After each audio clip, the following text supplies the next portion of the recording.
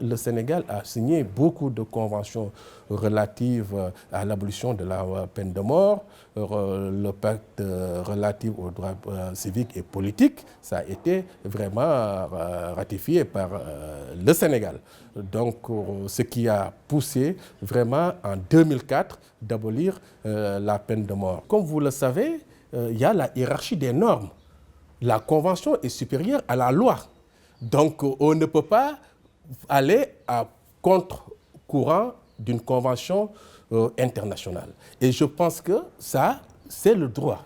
C'est le droit, ce n'est pas vraiment une analyse fondée sur l'opportunité, c'est une analyse fondée sur la légalité.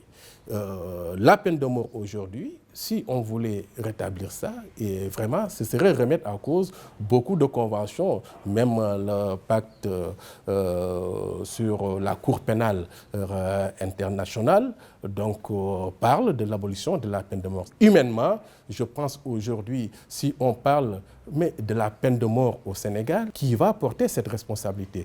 Parce qu'il faut dire que le droit n'est pas une science exacte.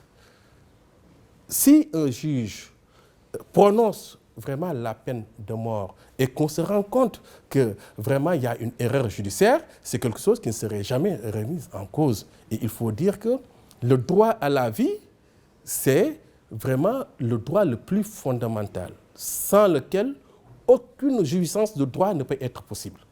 C'est vraiment le fondement de tout droit, parce qu'il faut vivre avant d'avoir une liberté. Il faut vivre avant d'avoir la liberté de presse. Il faut vivre. C'est pourquoi le droit de la vie est tellement fondamental que vraiment que c'est protégé vraiment dans toutes les conventions internationales. Il y a aussi la question des bourreaux. Par exemple, aujourd'hui, quel Sénégalais va accepter de se constituer en bourreau pour tuer, etc.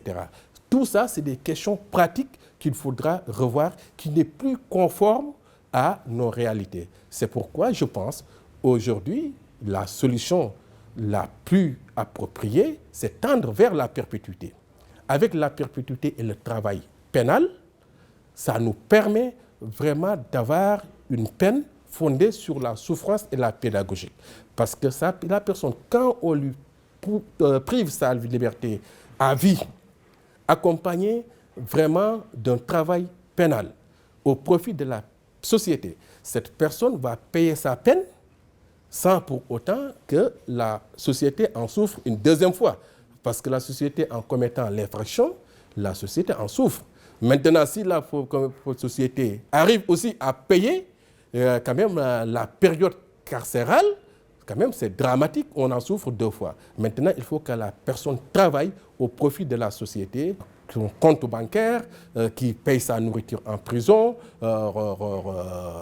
Cela va lui permettre de comprendre qu'il y a un autre mode de vie que vraiment de commettre des choses. En ce qui concerne ceux qui sont dans la criminalité de comportement,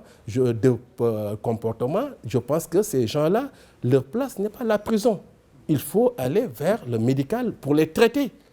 Là, on ne parle plus de sanctions, on parle de traitement. Parce qu'il y a des gens qui ont des caractéristiques de passage à l'acte qu'il faudra vraiment soigner afin d'apporter leur resocialisation. Et là, seule l'observation peut le permettre. Si on tue, on n'a pas l'occasion d'amender la personne, on n'a pas l'occasion vraiment de réinsérer cette personne dans la société.